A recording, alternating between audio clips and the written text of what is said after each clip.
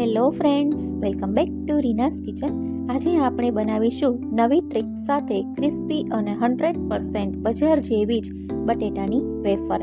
આ વેફરને આપણે ના કોઈ ઉકાળવાની કે ના કોઈ મહેનત કે ના સૂકવવાની કોઈ પણ ઝંઝટ વગર માર્કેટ કરતાં એકદમ સરસ ક્રિસ્પી વેફર તૈયાર કરશું. ફક્ત 5 જ મિનિટમાં તૈયાર થાય છે અને આ વેફર એવી બનશે કે ખાવાવાળાને વિશ્વાસ નહીં આવે કે વેફર ઘરે બનાવી છે કે બહારથી લાવ્યા છો. તો ચાલો રેસીપી જોઈ લઈએ.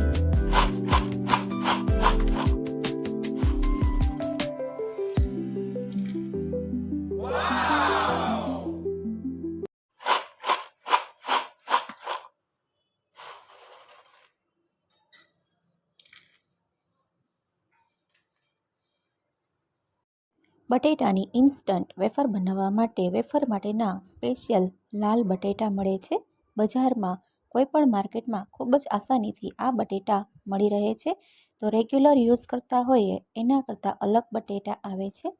તો બટેટાની આપણે છાલ કાઢી લેવાની છે. આ બટેટામાં સ્ટાર્ચનું પ્રમાણ ખૂબ જ ઓછું હોય છે, જેથી બટેટાની વેફર બન્યા પછી જરા પણ તેલમાં કાળી પડશે નહીં અને એકદમ સરસ બજાર જેવી જ વેફર તૈયાર થાય છે. તો સૌપ્રથમ આપણે બટેકાની એકદમ સરસ રીતે છાલ કાઢી અને બધા બટેકાને તૈયાર કરી લેશું.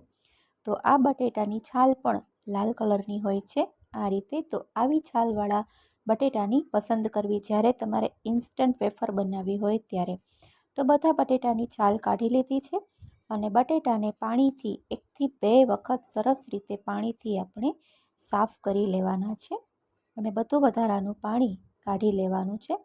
તો હવે આપે છે મેઇન ઇમ્પોર્ટન્ટ ટ્રીક. તો બટેટાની વેફર માર્કેટ જેવી બનાવવા આપણે તેમાં 1 લોટો ફ્રીજનું ઠંડુ પાણી અને 1 ટ્રે આઈસ ક્યુબની ઉમેરી દેવાની છે. બટેટામાં બરફ અને ઠંડુ પાણી ઉમેર્યા પછી હવે આપણે બટેટાને રેસ્ટ આપવાનો છે. 30 થી 40 મિનિટ સુધી બટેટાને રેસ્ટ આપવાનો છે.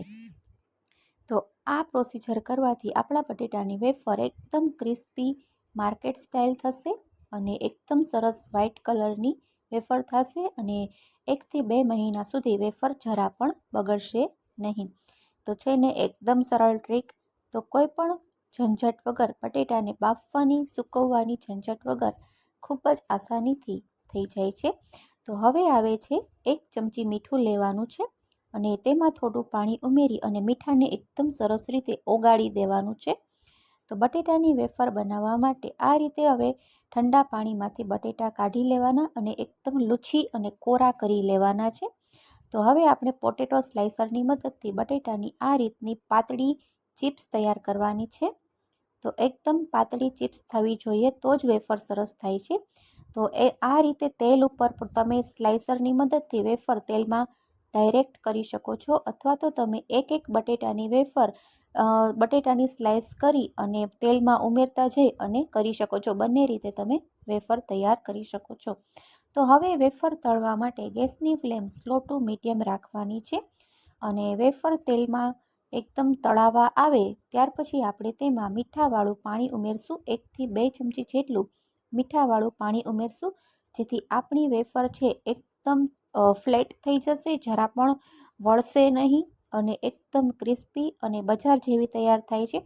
પાણી ઉમેર્યા પછી તેલમાં પાણીનો તળતળ એવો અવાજ આવતો હોય છે, પણ આમાં બીવાનું નથી. પાણી જરા પણ કડાઈમાંથી બહાર ઉડશે નહીં, એક છાંટો પણ બહાર ઉડશે નહીં. ફક્ત પાણીનો અવાજ આવે છે અને એ પણ અડધી મિનિટ પૂરતો જ આવે છે, પછી આ અવાજ બંધ થઈ જાય છે. તો આ રીતે આપણે વેફરમાં પાણી ઉમેરી અવાજ બંધ થઈ જાય પછી વેફરને પલટાવવાની અને આ રીતે આપણે પલટાવતા જઈ અને વેફરને 1 થી 2 મિનિટ માટે તળી લેશું. એકદમ ખખડે અને ક્રિસ્પી એવી વેફર થઈ જાય એટલે આપણે તેલમાંથી બહાર કાઢી લેશું. તેલના ફીણા વળતા બંધ થઈ જશે, બબલ્સ બંધ થઈ જાય એટલે સમજી જવાનું કે વેફર આપણી ફ્રાય થઈ ગઈ છે. આ બધી જ પ્રોસીજર ગેસની ફ્લેમ સ્લો ટુ મીડિયમ રાખીને જ કરવાની છે. ગેસની ફ્લેમ હાઈ કરવાની નથી, નહીતર તમારી વેફર બળી જશે, અંદરથી કાચી રહેશે અને એકદમ ફ્લેટ અને માર્કેટ જેવી નહીં થાય. તો છે ને એકદમ સરળ આ વેફર તમે બનાવી લો એક વખત એટલે તમે 1 થી 2 મહિના સુધી તમે સ્ટોર પણ કરી શકો છો અને કોઈ પણ ગેસ્ટ આવે ત્યારે તમે આ વેફર સર્વ કરી શકો છો, ફરાળમાં પણ યુઝ કરી શકો છો. તો આ વેફર આ રીતે બનાવજો, એક વખત ચોક્કસથી ટ્રાય કરજો ફ્રેન્ડ્સ, ખૂબ જ સરસ બને છે અને કોઈને વિશ્વાસ પણ નહીં આવે કે આ ઘરે બનાવી છે કે બહાર બનાવી છે. હું ગેરંટી આપું છું, પહેલી જ ટ્રાયમાં 100% આ વેફર એકદમ સરસ ક્રિસ્પી, માર્કેટ કરતાં પણ સરસ તૈયાર થશે. તો આ ક્રિસ્પી વેફર ચોક્કસથી ટ્રાય કરજો ફ્રેન્ડ્સ. તો એકદમ સરસ લાગી રહી છે ને, માર્કેટ જેવી જ ક્રિસ્પી તૈયાર થઈ છે.